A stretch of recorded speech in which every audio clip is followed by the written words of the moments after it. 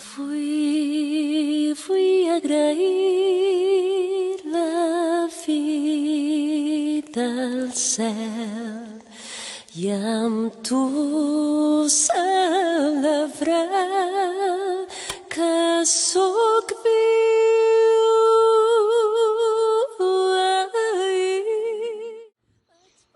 Queridos ouvintes, temos a pretensão de lhes apresentar um breve relato, resumido relato, sobre a vida da jovem Joana d'Arc, uma jovem de apenas 17 anos, analfabeta, criada num vilarejo denominado Dom Remy, que nunca havia saído de lá. Ela assim se apresentou ao rei da França, rei Carlos VII. Após esperar por vários dias, em que não revelava à corte qual era o assunto que pretendia tratar com o rei. Por muita insistência, o rei a recebeu, e assim ela se apresentou. Senhor meu rei, sou Joana, a donzela. Vim conduzir o seu exército à vitória, expulsar os ingleses da França e lhe acompanhar na coroação em Reims. Se passava a famosa Guerra dos 100 Anos, em que a Inglaterra dominava grande parte do território francês. Tua alma se eleva e sente neste instante a proteção que Deus lança sobre ti. Comigo que a tua coragem aumenta e, patriota sincera, ames e desejes ser útil a esta França tão querida, que do alto, como protetora, como mãe, contemplo sempre com felicidade.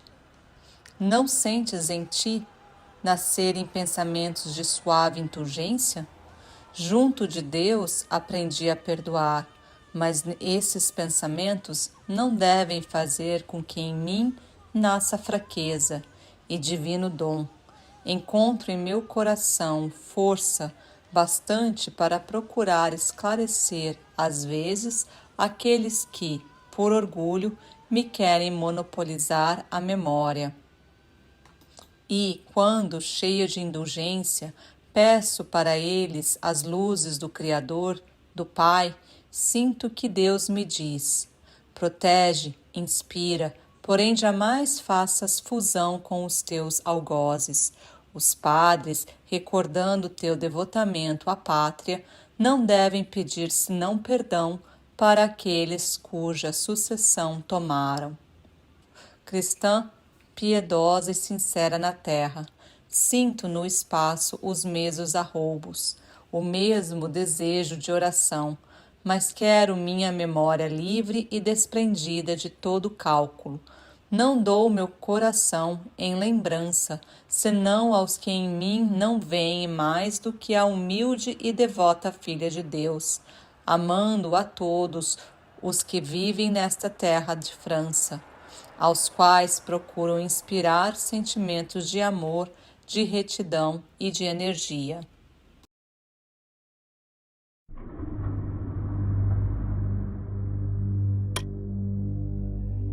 A Idade Média, o milênio perdido.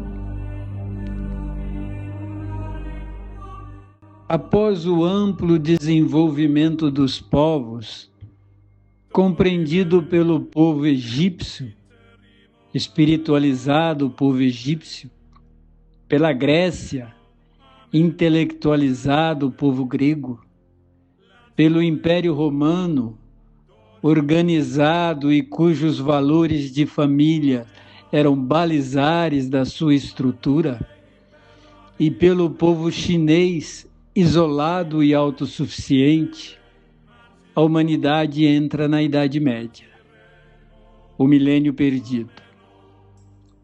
A unidade e coesão dos conceitos de pátria se fraciona em feudos. Os senhores feudais, em lutas entre si, por riqueza e poder, só olham para os seus umbigos. Apesar da Igreja Católica tentar a todo custo manter uma unidade em torno da crença, também isso se transformou em guerras intermináveis.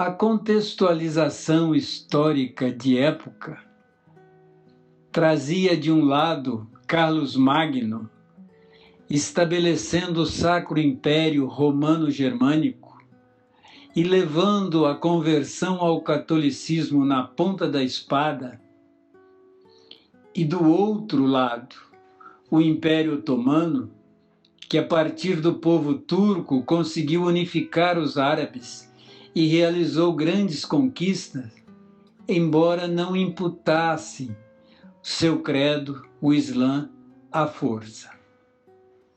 1000 anos se passaram e não houve evolução da humanidade. A espiritualidade egípcia, os filósofos gregos, as organizações administrativas e a engenharia greco-romana, tudo se hibernou. A educação era privilégio do clero e das famílias feudais. E apenas as artes se desenvolveram, mas pelo dinheiro da igreja e apoio de Carlos Magno, um mecenas.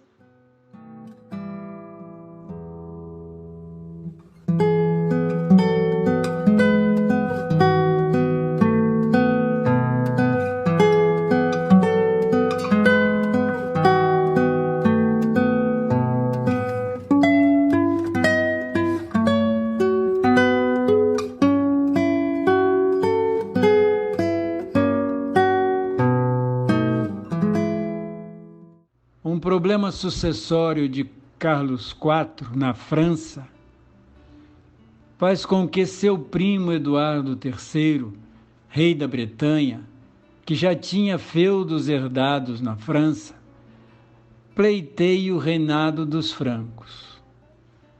Porém, uma assembleia nomeia rei da França Felipe VI, um duque, e este confisca as terras francesas de Eduardo III.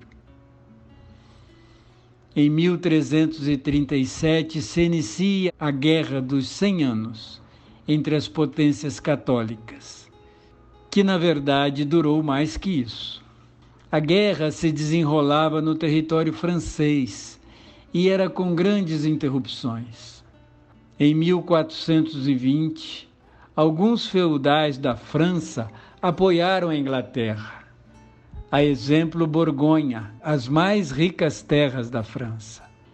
E um novo rei inglês, Henrique V, resolve reivindicar o reinado da França. Carlos VII, rei da França, enfraquecido, vê a Inglaterra tomar grande parte do seu território, com a participação da rica Borgonha.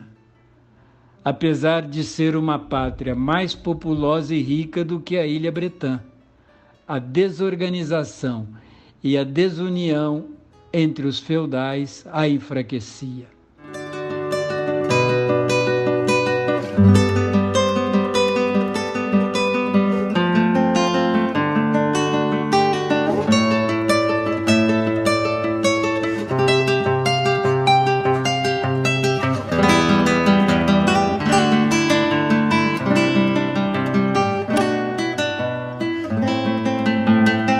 Em 1429, surge uma jovem de 17 anos, analfabeta, que dizia ouvir vozes do arcanjo São Miguel, de Santa Margarida e da Santa Catarina, santos dos quais era devota, vai ao rei Carlos VII e diz que vem da parte de Deus.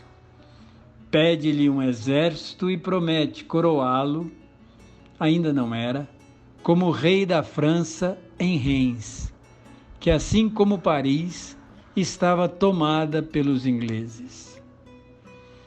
Descrédito e zombaria da corte.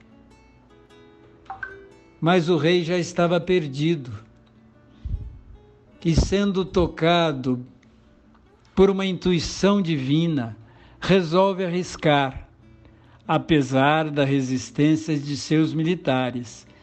Entrega um exército à jovem Joana d'Arc. Como uma camponesa, com apenas 17 anos, poderia comandar um exército, uma mulher, nunca tinha pegado em armas, mal sabia montar, mas como mensageira de Deus, ganhou o respeito de seus comandados, levantou-lhes o moral e, ouvindo suas vozes, elaborou estratégias militares tão perfeitas que venceu 7 batalhas seguidas. Cumpriu sua promessa, levando o rei Carlos VII a Reims e o coroando o verdadeiro rei da França.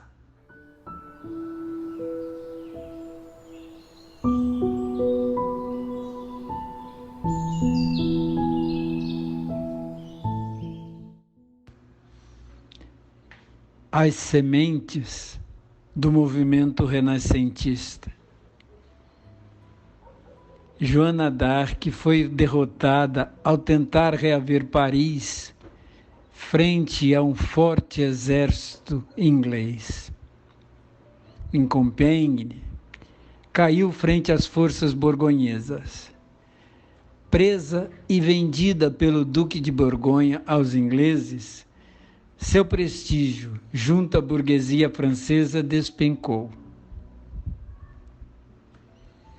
Foi julgada por um tribunal de 70 clérigos e teólogos da causa inglesa. Condenada a morrer queimada por heresia e bruxaria.